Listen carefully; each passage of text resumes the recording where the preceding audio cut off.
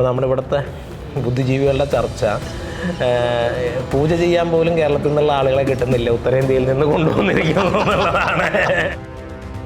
മലപ്പുറത്തൊരു കുംഭമേള, സ്വാഭാവികമായിട്ടും പലരും ചിന്തിച്ചിട്ടുണ്ട് ഇതൊക്കെ സാധ്യമാവുമോ? ഇവിടെ എല്ലാ വർഷവും മാഘം നടന്ന് 12ാമത്തെ വർഷമാണ്. അതിന് സിംഹസ്ഥ എന്നാണ് പറയുക. കാരണം വ്യാഴം സിംഹരാശിയിൽ വരുന്ന സമയം, അത് ഉജ്ജയിൻ കുംഭമേളയുടെ സമയം കൂടിയാണ്. അപ്പോൾ ആ സിംഹസ്ഥ 2028 അടുത്ത സമയം വരുന്നത്. എല്ലാവരും ചോദിക്കുന്നുണ്ട് ഇത് കുറച്ച് 2 ദിവസം കൂടി നീട്ടാൻ പറ്റുമോ, ഞങ്ങൾക്ക് എത്താൻ പറ്റുമോ? ഹിന്ദു ശക്തിയുടെ വിരാട രൂപമാണ് അവർ സ്വമേധയാണ്. അപ്പം ഇന്നിപ്പോൾ കുറച്ച് മുമ്പ് വന്നു പോയവർ, ഒരാൾ ബഹ്റിൽ നിന്നുള്ള ആളാണ്, ഒരാൾ സലാലയിൽ നിന്നുള്ള ആൾ, രണ്ടുപേരും മാഘം ചെയ്യാൻ വേണ്ടി 4 ദിവസത്തെ ലീവ് എടുത്ത് വന്നതാണ്. ഭാരതത്തിൽ മാഘം പൂർണ്ണമായി നടക്കുന്ന 2 സ്ഥലങ്ങളേ ഉള്ളൂ. ഒന്ന് തീർത്ഥരാജായിട്ടുള്ള ത്രിവേണി സംഗമമായിട്ടുള്ള പ്രയാഗ്രാജാണ്, 2 ത്രിമൂർത്തി സംഗമമായിട്ടുള്ള തിരുനാവായിയാണ്. നമ്മളിതിൽ ആകെ എന്തെങ്കിലും ചെയ്തിട്ടുണ്ടോ എന്ന് ചോദിച്ചാൽ മാഘം എന്താണ് എന്ന് ജനങ്ങളോട് പറഞ്ഞിട്ടുണ്ട് എന്നുള്ളത് മാത്രമാണ്. മാധവജി അദ്ദേഹത്തോട് പറഞ്ഞു ഇതിങ്ങനെയുള്ളൊരു വലിയ ഭൂമിയാണ്, അപ്പോൾ ആ ഭൂമിയിൽ ഭാവിയിൽ അതുപോലുള്ളൊരു ഉണർവുണ്ടാവും, നമ്മളൊന്നും ചിലപ്പോൾ അത് കാണാനുണ്ടാവില്ല എന്നേ ഉള്ളൂ എന്നുള്ള രീതിയിൽ പറഞ്ഞു. സേവാഭാരതിയൊക്കെ പൂർണ്ണമായിട്ടും അതിൻ്റെ ഈ നമ്മുടെ സംസ്ഥാനത്തെ തന്നെ എല്ലാ സംവിധാനങ്ങളും ഇതിൻ്റെ സേവാ പ്രവർത്തനങ്ങൾക്ക് മുന്നിട്ടിറങ്ങി. നമസ്തേ. ഭാർഗവ ക്ഷേത്രത്തെ ഐശ്വര്യപൂർണ്ണമാക്കിക്കൊണ്ട് കുംഭമേള മഹാമാഘ മഹോത്സവം ഗംഭീരമായി ഇവിടെ ഒരു വിജയത്തിലേക്ക് എത്തുകയാണ്. അതിൻ്റെയൊക്കെ പ്രധാനപ്പെട്ട കാർമ്മികത്വം വഹിക്കുന്ന, അതിനൊക്കെ ഒരുപാട് പ്രേരകാശക്തിയായി മാറിയ നമ്മുടെ എല്ലാവരുടെയും അത്രയും ബഹുമാനപ്പെട്ട സ്വാമിജി ആനന്ദവനം മഹാമണ്ഡലേശ്വർ ആനന്ദവനം ഭാരതി തത്സമയം നമുക്കൊപ്പം ചേരുകയാണ്. സ്വാമിജി നമസ്കാരം. മലപ്പുറത്തൊരു കുംഭമേള, സ്വാഭാവികമായിട്ടും പലരും ചിന്തിച്ചിട്ടുണ്ട് ഇതൊക്കെ സാധ്യമാവുമോ എന്നുള്ളത്. എങ്ങനെയായിരുന്നു ഇതിൻ്റെ ഒരു തുടക്കം? ഇപ്പം ഈ ഒരു മഹാജനാരവം കണ്ടപ്പം സ്വാമിജിക്ക് എങ്ങനെയാണ് തോന്നുന്നത്? നമ്മളിതിൽ ആകെ എന്തെങ്കിലും ചെയ്തിട്ടുണ്ടോ എന്ന് ചോദിച്ചാൽ മാഘം എന്താണ് എന്ന് ജനങ്ങളോട് പറഞ്ഞിട്ടുണ്ട് എന്നുള്ളത് മാത്രമാണ്. ബാക്കിയെല്ലാം ജനങ്ങളുടെ ഒരു മുൻകൈയിൽ സംഭവിച്ച കാര്യങ്ങളാണ്. പക്ഷെ അത് ഇപ്പോൾ സംഭവിക്കുന്നതല്ല. രാവിലെ നമ്മൾ സംസാരിച്ചു, അതായത് വലിയ ധാർമ്മിക ആചാര്യന്മാരുടെ ഒരു വലിയ പരമ്പര ഇവിടെ ചെയ്ത അത്യധ്വാനത്തിൻ്റെ ഒരു ഫലം ഇവിടെ ഒരു പ്രകടമാവുക എന്നുള്ള സംഗതിയുണ്ടായത്. കാലവും പ്രകൃതിയും പരമ്പരയും ചേർന്ന് നിശ്ചയിച്ചു, അതിവിടെ സംഭവിച്ചു എന്നുള്ളതാണ്. ഇതിൻ്റെ ഒരു തയ്യാറെടുപ്പ് എന്ന് പറഞ്ഞാൽ ഒരു 3 ആഴ്ച എന്ന് പറയുന്ന ഒരു സമയം, ഒരു 5-8 പേര് അങ്ങനെയുള്ളൊരു ചെറിയ രീതിയിലാണ് ഇതിനെ തുടക്കം വെച്ചത്. കാരണം കേരളത്തിനെ സംബന്ധിച്ചിടത്തോളം നമുക്ക് അങ്ങനെ ഇത്രയും വിപുലമാകും എന്നുള്ള പ്രതീക്ഷയൊന്നുമില്ല. പക്ഷേ ഭാവിയിൽ അതിന് വേണ്ടൊരു ഊർജം ഈ അനുഷ്ഠാനത്തിനുണ്ട്. കാരണം ഭാരതത്തിൽ മാഘം പൂർണ്ണമായി നടക്കുന്ന 2 സ്ഥലങ്ങളേ ഉള്ളൂ. ഒന്ന് തീർത്ഥരാജായിട്ടുള്ള ത്രിവേണി സംഗമമായിട്ടുള്ള പ്രയാഗ്രാജാണ്, 2 ത്രിമൂർത്തി സംഗമമായിട്ടുള്ള തിരുനാവായിയാണ്. പക്ഷെ ഇവിടെ ദൗർഭാഗ്യവശാൽ അധിനിവേശ കാലഘട്ടത്തിൽ 271 വർഷം മുമ്പ് അത് നിന്നുപോയി. അപ്പോൾ ആ ഒരു തപസ് ഇവിടെയുണ്ട്. അപ്പോൾ തപസ്സിനെ നമ്മൾ ഉണർത്തിക്കഴിഞ്ഞാൽ അതിൻ്റെ ഒരു പ്രകടനം സ്വാഭാവികമായിട്ടും ഉണ്ടാകും. പക്ഷേ അതിത്ര പെട്ടെന്ന് ഇപ്പോൾ ഇവിടെ വന്നു കഴിഞ്ഞ് കഴിഞ്ഞപ്പോഴാണ് സംഘത്തിൻ്റെ ഒരു പഴയ പ്രചാരകനൊക്കെ ആയിരുന്നു ഇവിടെ ഈ പ്രദേശത്തൊക്കെ ധാരാളം പ്രവർത്തനങ്ങൾ ചെയ്ത് അദ്ദേഹം ഇവിടെ വന്ന സമയത്ത് അങ്ങനെ നമ്മളുമായിട്ട് പങ്കുവയ്ക്കുകയുണ്ടായി. എനിക്ക് തോന്നുന്നത് ജനത്തോടും പറഞ്ഞിരുന്നു.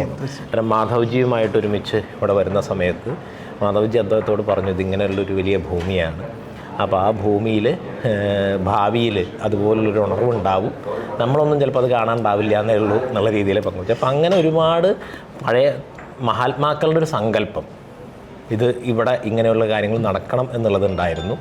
അത് ഇപ്പോൾ ഉണർന്നു വരിക എന്ന് പറയുന്നൊരു സംഗതി ഉണ്ടായി എന്നുള്ളത് മാത്രമേ ഉള്ളൂ. അത് ഇത്ര പെട്ടെന്ന് ഉണരും.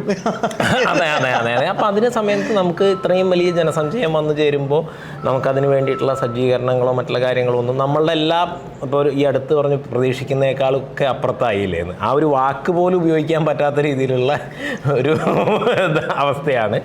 അപ്പോൾ തന്നെ നമ്മൾ ഇതിൻ്റെ ആളുകൾ വരുന്നു എന്ന് പറയുന്ന സമയത്ത് തന്നെ സേവാഭാരതിയൊക്കെ പൂർണ്ണമായിട്ടും അതിൻ്റെ ഈ നമ്മുടെ സംസ്ഥാനത്തെ തന്നെ എല്ലാ സംവിധാനങ്ങളും ഇതിൻ്റെ സേവാ പ്രവർത്തനങ്ങൾക്ക് മുന്നിട്ടിറങ്ങി. ഇപ്പോൾ നമുക്കിവിടെ കണ്ടു കഴിഞ്ഞാൽ അറിയാം, എല്ലാ തരത്തിലുമുള്ള എല്ലാ ദേശങ്ങളിൽ നിന്നും വന്ന് സേവാഭാരതിയുടെ പ്രവർത്തനവും കാര്യങ്ങളും ഒക്കെ ഒരേ മനസ്സോടുകൂടി ആളുകളെ സേവിക്കാൻ വേണ്ടി വരുന്ന ആളുകളും ഇത് ഞങ്ങളുടെ ഒരു സംഗമമാണ്, അതിന് ഞങ്ങൾക്കും ഉത്തരവാദിത്തമുണ്ട് എന്നുള്ള രീതിയിൽ. ഞാനത് ചോദിക്കാനിരിക്കുന്നത് കാരണം ഇത്ര വലിയ ആളുകൾ കൂടുന്ന ഒരു പക്ഷേ ജനലക്ഷങ്ങൾ തന്നെ പങ്കെടുക്കുന്ന ഒരു മഹാമേളയായി ഇത് മാറുകയാണ് ചുരുക്കം ദിവസം കൊണ്ട് തന്നെ. സ്വാഭാവികമായിട്ട് നമ്മൾ പ്രധാനമായും കാണുന്ന ഒരുപാട് വെല്ലുവിളികളുണ്ട്. മാലിന്യം അല്ലെങ്കിൽ എന്താ പറയുക, അങ്ങനെയുള്ള ഒരുപാട് കാര്യങ്ങൾ. അപ്പോൾ അതൊക്കെ ഇവിടെ ഇപ്പോൾ നമുക്ക് നോക്കിയാൽ അറിയാം, ഒരു തരത്തിലും ഒരു പ്രശ്നങ്ങളും ഇല്ല.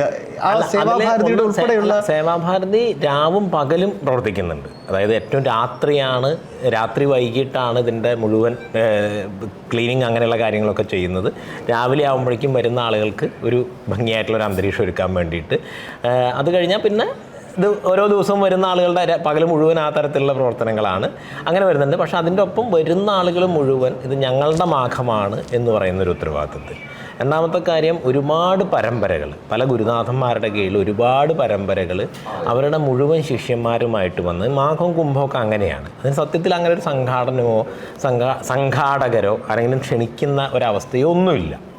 പക്ഷേ എല്ലാ പരമ്പരകളും വന്ന് മാഘം ചെയ്യുക, അവരുടേതായിട്ടുള്ള രീതിയിൽ മാഘം ചെയ്യുക എന്നുള്ളതാണ്. അത് അങ്ങനെ ആവണമെന്ന് നമ്മൾ സങ്കല്പിച്ചിരുന്നു. പക്ഷേ നമ്മുടെ കേരളത്തിൽ അങ്ങനത്തെ ശീലങ്ങളൊന്നും ഇല്ല എന്നുള്ളത് കൊണ്ട് അതെങ്ങനെ സംഭവിക്കുമെന്ന് അറിഞ്ഞിരുന്നില്ല. പക്ഷേ ഇപ്പോൾ ഓരോ ദിവസവും ഓരോ സ്ഥലത്തു നിന്നുള്ള പരമ്പരകൾ അവരവരുടേതായിട്ടുള്ള അനുഷ്ഠാനങ്ങളും കാര്യങ്ങളും ഒക്കെ ആയിട്ട് ബന്ധപ്പെടുത്തുകയാണ്. ഇവരൊക്കെ നമ്മുടേതായിട്ടുള്ളൊരു പരിപാടിയാണ് എന്നുള്ള രീതിയിൽ അക്ഷരാർത്ഥത്തിൽ ഒരു വിരാട ഹിന്ദു സംഘം. ഇവിടെ ജാതിയില്ല, മതമില്ല. എന്താണോ സനാതനധർമ്മം മുന്നോട്ട് വെക്കുന്നത് അത് അക്ഷരാർത്ഥത്തിൽ നമുക്ക് ഇവിടെ കാണാൻ സാധിക്കും. അതിൽ കുംഭമേളയിൽ ജനത്തിൻ്റെ ഒരു വലിയ സാന്നിധ്യം ഉണ്ടായിരുന്നു. കാരണം അവിടുത്തെ എനിക്ക് തോന്നുന്നു കേരളത്തിൽ നിന്ന് ആദ്യമായിട്ടാണ് അങ്ങനൊരു മീഡിയ അതിനെ കുംഭത്തിൻ്റെ ഒരു ഗൗരവത്തോട് കൂടിയിട്ട് അതിനെ സമീപിച്ചത്. അപ്പോൾ അവിടെയും ഉള്ളൊരു ഇതാണ്, അവിടെ സ്നാനം ചെയ്യുന്നതിലോ അവിടുത്തെ കാര്യക്രമങ്ങളിൽ പങ്കെടുക്കുന്നതിലോ നിങ്ങൾക്ക് സമുദായ ഭേദമോ ലിംഗഭേദമോ ഒന്നും കാണാൻ കഴിയില്ല. ഇപ്പോൾ വെസ്റ്റേൺ കൺട്രീസൊക്കെ ബോഡി പൊളിറ്റിക്സിനെ കുറിച്ച് ആലോചിക്കുന്നതിന് മുമ്പേ നമുക്ക് ട്രാൻസ്ജെൻഡേഴ്സ് ആയിട്ടുള്ള സന്യാസിമാരുണ്ട്, മഹാമണ്ഡലേശ്വരന്മാരുണ്ട്. അതാണ് ഇവിടുത്തെ ഒരു പാരമ്പര്യം. യാതൊരു തരത്തിലുള്ള വേർതിരിവുകളും ഇല്ലാത്തൊരു സംസ്കൃതിയാണ് യഥാർത്ഥത്തിൽ സനാതന സംസ്കൃതി. ഇവിടെയാണെങ്കിൽ ഈ നമ്മുടെ മാഘത്തിൻ്റെ ഒരു നട്ടെല്ല് എന്ന് പറയാവുന്നത് ഇവിടെ പിതൃയാനം, ദേവയാനം, ഋഷിയാനം ഇങ്ങനെ 3 ഇതിനെയും യോജിപ്പിച്ചുകൊണ്ട് അതിൽ സൃഷ്ടിസ്ഥിതി സംഹാര ലയങ്ങളിലൂടെ കടന്നു പോകുന്ന ഒരു ക്രിയാപദ്ധതി നമ്മൾ കൊണ്ടുവന്നു എന്നുള്ളതാണ് പൂജകളുടെ ഒരു സംവിധാനം. അത് അഭിനവ ബാലാനന്ദ ഭൈരവ സ്വാമിജിയാണ് അതിൻ്റെ സംയോജനം നിർവഹിച്ചിരിക്കുന്നത്. അപ്പോൾ അതിൻ്റെ ഉത്തരവാദിത്വം, അത് നടത്തുന്നതിനുള്ള ഉത്തരവാദിത്വമൊക്കെ ഏറ്റെടുത്ത് നമ്മുടെ കൂടെ നിന്നത് ഗുരുവായൂർ മൗനിയോഗി ഹരിനാരായണൻജിയാണ്. അപ്പോൾ അതിൻ്റെ ഭാഗമായിട്ട് എന്ന് പറഞ്ഞു കഴിഞ്ഞാൽ ഇതൊരു ഒറ്റ പൂജാ പദ്ധതിയാണ് പൂർണ്ണമായിട്ടും. അതിൽ ഓരോന്നിൻ്റെയും ആചാര്യത്വം വഹിക്കുന്നത് കേരളത്തിലെ ഭിന്നമായ പരമ്പരകളിലുള്ള ആളുകളാണ്. ഇപ്പോൾ ഇന്നലെ നവാവരണ പൂജ ചെയ്തത് നമ്മുടെ തന്ത്രവിദ്യാപീഠത്തിൻ്റെ അധ്യക്ഷൻ കൂടിയായിട്ടുള്ള മുല്ലപ്പള്ളി കൃഷ്ണൻ നമ്പൂതിരിപ്പാടായിരുന്നു. അതുപോലെ കേരളത്തിലെ തെക്കൻ കേരളത്തിൽ നിന്നാണെങ്കിൽ കാണി സമുദായത്തിലെ ആ പാരമ്പര്യപ്രകാരമുള്ള ആചാര്യന്മാർ, വടക്കൻ കേരളത്തിൽ നിന്ന് തെയ്യം അനുഷ്ഠാന കാര്യങ്ങളൊക്കെ ചെയ്യുന്ന പെരുമലയന്മാരായിട്ടുള്ള ആളുകൾ, അവരൊക്കെ കേരളത്തിൻ്റെ എല്ലാ പാരമ്പര്യങ്ങളും സമുദായഭേദമന്യേ ലിംഗഭേദമന്യേ ശ്രീനാരായണ ഗുരുദേവൻ്റെ പരമ്പരയിൽ നിന്നാണ് ഇവിടെ ഷഷ്ടി തിഥിയിൽ സുബ്രഹ്മണ്യ പൂജ നടന്നത്. അങ്ങനെ എല്ലാവരും അതിൻ്റെ ആചാര്യസ്ഥാനത്തിരുന്നു കൊണ്ടാണ് ഈ മാഘത്തെ നയിച്ചത്. അത് ഇതിൽ വലിയ വിശേഷപ്പെട്ട എല്ലാവരും ചോദിക്കുന്നുണ്ട്, ഇത് കുറച്ച് 2 ദിവസം കൂടി നീട്ടാൻ പറ്റുമോ, ഞങ്ങൾക്ക് എത്താൻ പറ്റുമോ? അല്ല, അതിൻ്റെ അനുഷ്ഠാനത്തിനെ സംബന്ധിച്ചിടത്തോളം അങ്ങനെയുള്ള ഒരു ഇതില്ല. കാരണം ഫെബ്രുവരി 15 വരെ, ശിവരാത്രി വരെ മാഘകാലമാണ്. നമ്മൾ കേരളത്തിൻ്റെ ഒരു സാഹചര്യം കൊണ്ട് ഇതിലൊരു ഏറ്റവും പ്രധാനപ്പെട്ട ഒരു പക്ഷം മാത്രമാണ് നമ്മൾ ഇതിനു വേണ്ടി തിരഞ്ഞെടുത്തതെന്നുള്ളതാണ്. ശരിക്കും ജനുവരി 3-ന് പ്രയാഗ്രാജിൽ, നമ്മൾ ഓൺലൈനിൽ സെർച്ച് ചെയ്താൽ അറിയാം, ജനുവരി 3-ന് പ്രയാഗ്രാജിൽ ഇത് ആരംഭിച്ചു. അവിടെ ഫെബ്രുവരി 15-നാണ് സമാപിക്കുന്നത്. ഈ സമയം മുഴുവൻ വിശിഷ്ടമായ സമയമാണ്. ആ സമയത്ത് വരാം, സ്നാനം ചെയ്യാം, ഇവിടെ ഇരുന്ന് ജപിക്കാം, പാരായണം ചെയ്യാം, ദർശനം നടത്താം. അപ്പോൾ ആ ഒരു വൈശിഷ്ട്യത്തെ നമ്മളിലേക്ക് സ്വീകരിക്കാൻ, ആ ദേവതാനുഗ്രഹത്തെ നമ്മളിലേക്ക് സ്വീകരിക്കാൻ ഇനിയും, അതായത് 14 15 വരെ ആളുകൾക്ക് സമയമുണ്ട്. ഇനി എന്തെന്നൊരു ചോദ്യം കൂടി ഉണ്ടല്ലോ സ്വാമിജി. കാരണം ഇതിവിടെ തീരുന്നില്ല. 2-2.5 നൂറ്റാണ്ടിനപ്പുറം വൈദേശിക ശക്തികൾക്ക് ഇല്ലാതായിപ്പോയ ഒരു സ്വത്വബോധം വീണ്ടും ഉണരുകയാണ്. ഇനി എന്ത് എന്നൊരു ചോദ്യം. ഇവിടെ വരുന്ന ഏറ്റവും പ്രധാനപ്പെട്ട ഒരു കാഴ്ച എന്ന് പറയുന്നത്, സാധാരണ നമ്മുടെ ഉത്സവങ്ങൾക്ക് ആളുകൾ വരും, അല്ലെങ്കിൽ ഒരു ക്ഷേത്രത്തിൽ ദേവനെ ദർശിക്കാൻ വേണ്ടി ആളുകൾ വരും. ഇവിടെ വരുന്നത് ധർമ്മത്തിന് വേണ്ടിയാണ്, ധർമ്മജാഗരണത്തിന് വേണ്ടിയാണ് വരുന്നത്. ഒരു ഹിന്ദു സ്വത്വബോധം ആളുകളിൽ ഉണർന്ന് അതിന് വേണ്ടിയിട്ട്, ഹൈന്ദവ ധർമ്മത്തിന് വേണ്ടിയിട്ട് ഞങ്ങൾ വരുന്നു എന്ന് പറയുന്ന ബോധ്യത്തിലാണ് ഇത്രയേറെ ആളുകൾ ഇവിടെ വന്നത്. അപ്പോൾ മറ്റുള്ള കാര്യങ്ങളിൽ നിന്ന് വ്യത്യസ്തമായി ഇപ്പോൾ ശിവഗിരി തീർത്ഥാടനത്തോടനുബന്ധിച്ചിട്ട് ശ്രീനാരായണ ഗുരുദേവൻ പുറത്തിറക്കിയ ചില നിർദ്ദേശങ്ങളുണ്ട്. അത് സമാജത്തിൽ അതിൻ്റെ ഒരു ഡെവലപ്മെൻറ്റ് അല്ലെങ്കിൽ ഒരു വികാസം സമാജത്തിന് ഉണ്ടാവണം എന്നുള്ള കാഴ്ചപ്പാട് മുൻനിർത്തിയാണ്. അപ്പം നമ്മൾ ഈ മാഘം എന്നുള്ളത് അതിൻ്റെ ഒരു തുടർ പ്രക്രിയയായിട്ട് സമൂഹത്തിൽ അതിൻ്റേതായിട്ടുള്ള മാറ്റങ്ങൾ ഉണ്ടാകണം എന്ന് പറയുന്ന ഒരു സങ്കല്പം നമുക്കുണ്ട്. രണ്ടാമത് ഭാരതപ്പുഴയുടെ നദീതടം, അത് ത്രിമൂർത്തി ഹില്ല് തുടങ്ങി ത്രിമൂർത്തി സംഗമം വരെയാണ്. അപ്പോൾ ത്രിമൂർത്തിക്കുന്നിൽ ത്രിമൂർത്തി മലയിൽ അവിടെ നിന്ന് ഭാരതപ്പുഴ ഉത്ഭവിച്ച് ഇവിടെ എത്തുന്നത് നമുക്ക് ഹിമാലയം തൊട്ട് കന്യാകുമാരി വരെ എന്ന് കാണാം. ചെറിയൊരു ഭാരതം ഈ നദീതടത്തിലുണ്ട്. കേരളത്തിൻ്റെ എല്ലാ സംസ്കൃതികളും ജനിച്ചു വീണതും വളർന്ന് പുഷ്ടി പ്രാപിച്ചതും ഇപ്പോൾ പറയിവറ്റ പന്തിരുകുലത്തിലെ 12 കുലങ്ങളും നിളാനദീതീരത്താണ്, മലബാരം നിളാനദീതീരത്താണ്, തിരുനാവായ യോഗം നിളാനദീതീരത്താണ്, കടവല്ലൂർ കളരി തീരത്താണ്, പഞ്ചവാദ്യം ഉണ്ടായത് ഇവിടെയാണ്, പല്ലാവൂർ ആളുകൾ മേളം നയിച്ചത് ഇവിടെ നിന്നാണ്, മറ്റ് വൈദ്യന്മാരുടെ ഇതിലാണെങ്കിൽ കളരികളുടെ ഇതിലാണെന്നുണ്ടെന്നുണ്ടെങ്കിൽ പിന്നെ തുഞ്ചത്തെഴുത്തച്ഛൻ, മേൽപ്പത്തൂര്, പൂന്താനം, അങ്ങനെ എണ്ണമറ്റ ഋഷീശ്വരന്മാരുടെ ഒരു തപോഭൂമിയായിരുന്നു ഈ ഭാരതപ്പുഴയുടെ നദീതടം. അപ്പോൾ ഇതിനെ എല്ലാം, അതായത് ഭാരതപ്പുഴയുടെ പുനരുജ്ജീവനവും അതിൻ്റെ സംസ്കൃതിയുടെ പുനരുജ്ജീവനവും നമ്മൾ ഒരു മഹത്തായ ലക്ഷ്യമായിട്ട് ഇതിൻ്റെ തുടർ പദ്ധതികളായിട്ട് മുന്നോട്ട് വയ്ക്കുന്നുണ്ട്. അതിൽ വൈജ്ഞാനിക രംഗത്തെ പ്രധാനപ്പെട്ട സ്ഥാപനങ്ങളും അതിൻ്റെ വിദഗ്ധരുമെല്ലാം ഇതുമായിട്ട് സഹകരിക്കാം എന്നുള്ള രീതിയിൽ സംസാരിച്ചിട്ടുണ്ട്. ഒന്നാമത് 28 നമ്മൾ ശരിക്കും ഇവിടെ 12 വർഷം കൂടുമ്പോൾ ഉള്ള, ഇപ്പോൾ പ്രയാഗ്രാജിലാണെങ്കിൽ എല്ലാ വർഷവും മാഘം നടക്കുകയും 12ാമത്തെ വർഷം അത് പൂർണ്ണ കുംഭമേളയായിട്ട് നടക്കുകയാണ് ചെയ്യുക. ഇവിടെ എല്ലാ വർഷവും മാഘം നടന്ന് 12ാമത്തെ വർഷമാണ് അതിന് സിംഹസ്ഥ എന്നാണ് പറയുക. കാരണം വ്യാഴം സിംഹരാശിയിൽ വരുന്ന സമയം, അത് ഉജ്ജയിൻ കുംഭമേളയുടെ സമയം കൂടിയാണ്. അപ്പോൾ ആ സിംഹസ്ഥ 2028 അടുത്ത സമയം വരുന്നത്. അത് ഭാരതത്തിലെ എല്ലാ ആചാര്യന്മാരും ഇവിടെ എത്തുന്ന രീതിയിലാണ് നമ്മൾ ഒന്ന് സങ്കല്പിക്കുന്നത്. അപ്പോൾ ഒരു കാര്യം കൂടി ചോദിച്ചോട്ടെ, വിഘടനവാദത്തിൻ്റെ ഒച്ച കേട്ടുകൊണ്ടിരിക്കുകയാണ്, കട്ടിങ് ദ സൗത്ത് ഒക്കെ പറഞ്ഞിട്ട്. ഈ പറയുന്ന രീതിയിലേക്ക് ഒരു സ്വാഭാവികമായ അതിനുള്ള ഒരു മറുപടി കൂടി ഉയരുകയാണോ? അല്ല, അതിവിടെ കാണുന്നുണ്ടല്ലോ, കട്ട് ചെയ്യാണോ അത് ഒരു സംസ്കൃതിയുടെ ഭാഗമാണോ എന്നുള്ള രീതിയിൽ ലോകത്തിന് മുഴുവൻ ഈ ജനത അത് ഭംഗിയാക്കി കൊടുക്കുകയാണ്. അതിലൊരു ചെറിയ കൗതുകം എന്ന് പറഞ്ഞാൽ ഇവിടെ എല്ലാ തരത്തിലുള്ള, ഞാൻ നേരത്തെ പറഞ്ഞല്ലോ, എല്ലാ പാരമ്പര്യത്തിലുള്ള ആളുകൾ ഇതിൻ്റെ ആചാര്യന്മാരായിട്ട് വരുന്നുണ്ട്. അപ്പോൾ ആദ്യത്തെ, അതായത് നമ്മൾ പിതൃയാനം തുടങ്ങുന്നത് കൗള ശ്രാദ്ധം എന്ന് പറയുന്നത്, അതായത് വീര ആത്മാക്കളെ പ്രീതിപ്പെടുത്തുക, പിതൃക്കളെ പ്രീതിപ്പെടുത്തുക എന്നുള്ള രീതിയിലാണ്. അതിൽ അയിനിപ്പുള്ളി വൈശാഖ്ജിയുടെ ആചാര്യത്വത്തിലാണ് അത് ചെയ്തത്. അതിൻ്റെ പരികർമ്മികളായിട്ടുണ്ടായിരുന്നത് പറവൂർ ശ്രീധരൻ തന്ത്രികളുടെ മരുമകനും അഴകത്ത് ശാസ്ത്രശർമ്മ നമ്പൂതിരിപ്പാടിൻ്റെ മരുമകനുമായിട്ടുള്ള 2 പേരും കൂടിയാണ് പരികർമ്മികളായിട്ടുണ്ടായിരുന്നത്. അപ്പോൾ അതൊരു കൗള മാർഗത്തിലായതുകൊണ്ട് അവർ ചുവന്ന വസ്ത്രമാണ് ധരിച്ചിരുന്നത്. അപ്പോൾ നമ്മുടെ ഇവിടുത്തെ ബുദ്ധിജീവികളുടെ ചർച്ച, പൂജ ചെയ്യാൻ പോലും കേരളത്തിൽ നിന്നുള്ള ആളുകളെ കിട്ടുന്നില്ല, ഉത്തരേന്ത്യയിൽ നിന്ന് കൊണ്ടുവന്നിരിക്കുന്നു എന്നുള്ളതാണ്. അതുപോലെ കുംഭമേള ഉത്തര ഭാരതത്തിനെ സംബന്ധിച്ചിടത്തോളം വളരെ വിശേഷപ്പെട്ട ഒരു ആചാരമാണ്. അപ്പോൾ അതിനെ ഇങ്ങോട്ട് കൊണ്ടുവരുന്നതല്ല, കേരളത്തിൻ്റെ പാരമ്പര്യത്തെ ഉത്തേജിപ്പിക്കുകയാണ് വേണ്ടതെന്നൊക്കെയാണ് അവർ ഇതിന് ചർച്ചകൾ കൊണ്ടുവന്നത്. ഈ 2 കാര്യം അവർ സമ്മതിച്ചാൽ മതി, നമുക്ക് വേറെ കേസില്ല. പിന്നെ കട്ടി സൗത്തില്ല, ഒന്നുമില്ല. തീർച്ചയായും ഒരുപാട് സന്തോഷം തോന്നുന്നു സ്വാമിജി. അത് മാത്രമല്ല, ഇപ്പം നേരത്തെ സേവാഭാരതിയെ പറ്റി പറഞ്ഞ പോലെ നിള ഒരുപാട് ചൂഷണങ്ങൾ ഏറ്റുവാങ്ങിയ ഒരു നദിയാണ്. അപ്പോൾ ആ നിള നദിയെ ഇന്ന് കാണുമ്പോൾ ഭയങ്കര സന്തോഷം തോന്നുന്നുണ്ട്. കാരണം ഒരു മാലിന്യവും ഇല്ലാതെ എത്രത്തോളം പവിത്രമായി കാത്തു സൂക്ഷിക്കുന്നു. അതിലെപ്പോഴും നമ്മൾ ഹൈന്ദവമായിട്ടുള്ള അനുഷ്ഠാനങ്ങൾ വരുമ്പോൾ ഇതിനെ കുറിച്ചിട്ട്, ഈ മാലിന്യത്തെക്കുറിച്ചും മറ്റുള്ളതിനെ കുറിച്ചും ഒക്കെ വലിയ ആകുലതയാണ് ആളുകൾക്ക്.